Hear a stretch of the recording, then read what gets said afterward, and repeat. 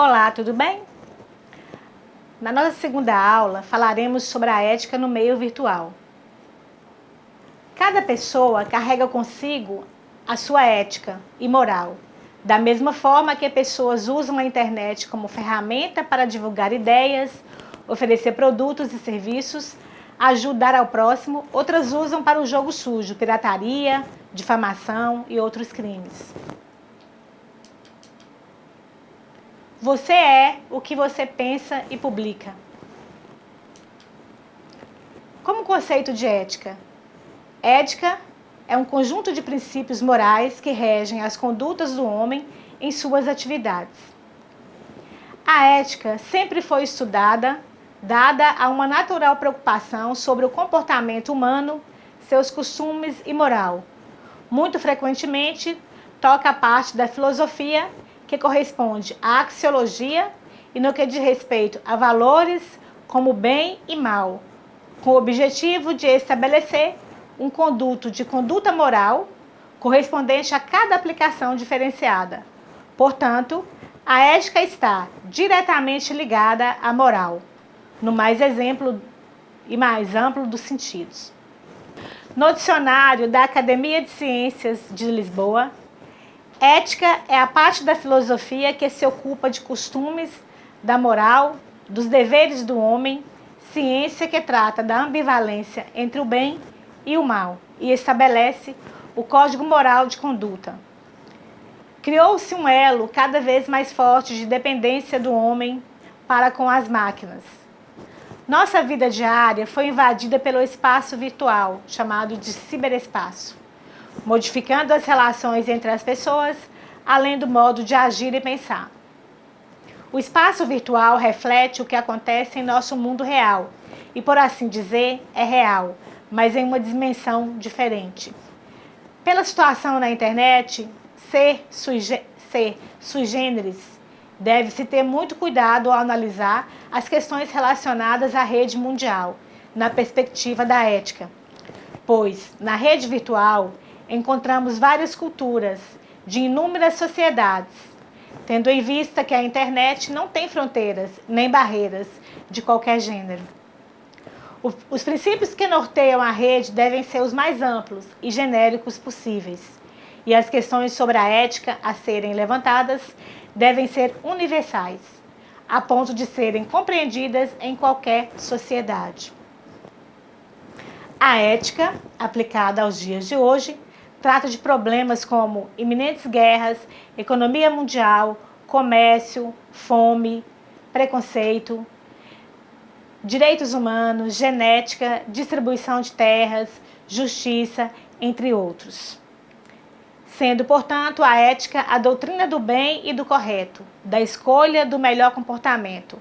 Ela tem caráter prescritivo, pode ser exposto de forma simples às decisões éticas destinadas a solucionar os conflitos. Cuidado! As redes sociais precisam ser utilizadas com cautela. Uma outra questão de grande relevância para o meio virtual é a grande circulação das informações, em um espaço de tempo muito pequeno.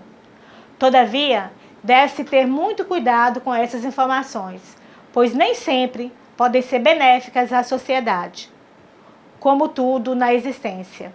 Assim, há um aspecto positivo e um aspecto negativo da ampla liberdade da informação. Como lado positivo, é a máquina, expressão dos princípios constitucionais da liberdade de expressão.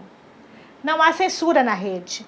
Lá pode-se achar todo e qualquer tipo de tema que se queira pesquisar a respeito.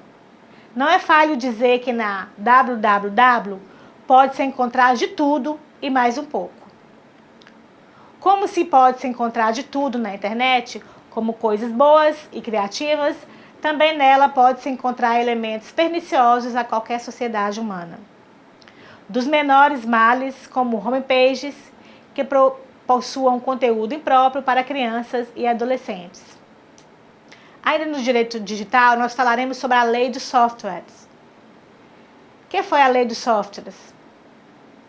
Ela foi a lei que impôs penalidades legais pelo uso e distribuição de software não original, que podem ir de multa a penas privativas de liberdade, além de indenizações vultuosas devidas aos titulares dos direitos autorais do software.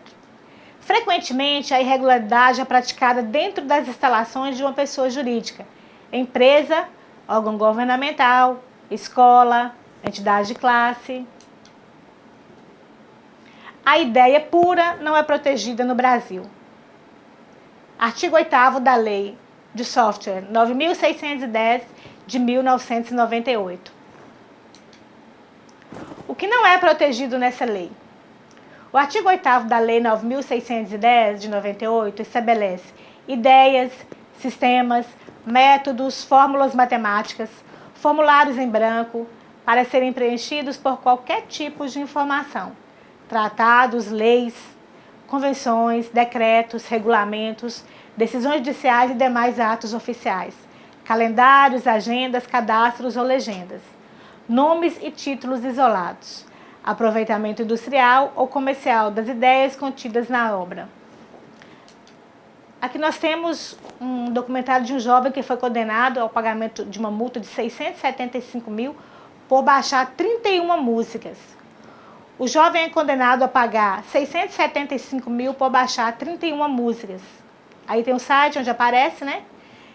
O Tribunal Federal do Estado Americano de Massachusetts confirmou a condenação do jovem de 29 anos para pagar esse valor de 675 mil pelo download de distribuição de 31 músicas ilegalmente. Ele teria baixado os arquivos sem autorização das gravadoras e enviado as canções através de um serviço de compartilhamento online.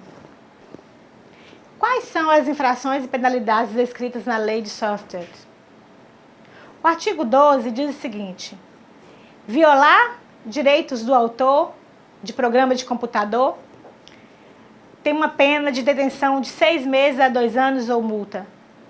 O parágrafo 1º diz o seguinte: se a violação consistir na reprodução por qualquer meio de programa de computador, no todo ou em parte, para fins de comércio sem autorização expressa do autor ou de quem o represente, a pena será de reclusão de 1 a 4 anos e multa.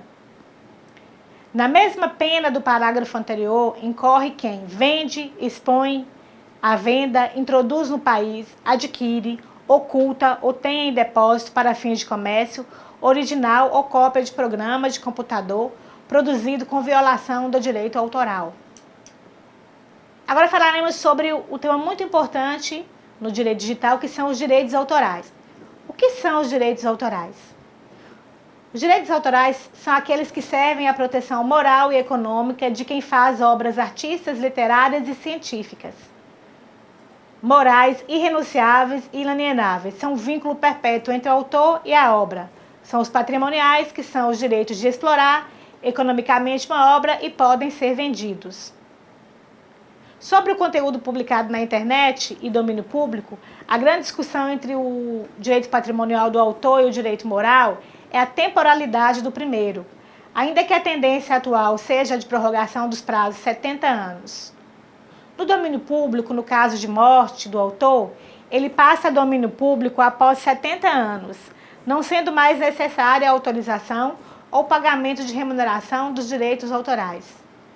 Esgotado o prazo para a utilização exclusiva da obra, ela passará a pertencer ao domínio público e qualquer pessoa poderá utilizá-la sem o consentimento dos herdeiros. O que significa uma obra cair em domínio público? Domínio público é o fim do prazo legal de proteção de uma obra, tornando-a livre para uso sem necessidade de autorização prévia. Sobre a lei de direitos autorais, ela estabelece em seu artigo 14 que é titular de direitos de autor quem adapta, traduz, arranja ou orquestra a obra caída em domínio público. É evidente, entretanto, que quem adapta ou quem traduz um programa de computador não se torna titular do direito de sua autoria. Segundo a Lei de Direitos Autorais, constitui-se violação desses direitos ações como reprodução total e parcial do material, edição, adaptação e arranjos para material musical, tradução, inclusão em outras obras de produção, audiovisual, distribuição, utilização direta ou indireta. Pergunta-se: como funciona a legislação sobre os direitos autorais na internet? No uso de conteúdos, deve levar em consideração sempre o propósito, contexto, alcance e tempo. Os contratos de transferência dos direitos autorais, eles devem prever uso. Dentro do uso deve haver modalidades, finalidades, número de vezes, mídias e o preço. Se for gratuito, deve ser expresso. O lugar, no silêncio e só no país onde celebrou o contrato. E o tempo, no silêncio, o contrato durará 5 anos. A citação do nome do autor, ela é indispensável. Sobre o uso seguro, obras em domínio público, esse assunto eles estão expressos no artigo 45 da Lei de Software 9.610. Sobre as limitações dos direitos autorais expressos, eles estão nos artigos 46, 47 e 48 da mesma lei, e as obras previamente licenciadas pelos autores. Aí nós temos uma jurisprudência, uma ação ordinária, confirmando a ilegitimidade ativa do apelante. Ação ordinária confirmada ilegitimidade ativa do apelante, porque não comprovada sua titularidade sobre os direitos autorais, não configurada a concorrência desleal, fruto da violação do direito autoral. A divulgação de informações técnicas de fonte comum em evento exclusivamente didático não caracteriza afronta ao direito do autor. A participação inicial da apelante com ônus no evento afasta a hipótese de concorrência desleal. Aplicação do artigo 252 do Regimento Interno do Tribunal de Justiça do Estado de São Paulo. Sentença confirmada. Recurso improvido. Pela Câmara do Direito Privado do Tribunal de São Paulo. Falaremos sobre os direitos autorais do empregado autor. Professores, pesquisadores e demais técnicos. Lei de direitos autorais não dispõe sobre os direitos autorais do empregado autor. Quando o empregado é contratado para desempenhar a função criativa, portanto, é de propriedade do contratante as obras que produzir em decorrência do trabalho, sendo sua remuneração o próprio salário. Direitos autorais do empregado autor, 89. Sempre é melhor deixar tudo claro no contrato, prevendo a cessão total dos direitos autorais patrimoniais sobre as obras criadas em decorrência da função. Fair use. O que significa? É a tese que defende a relativação do caráter absoluto da propriedade do autor.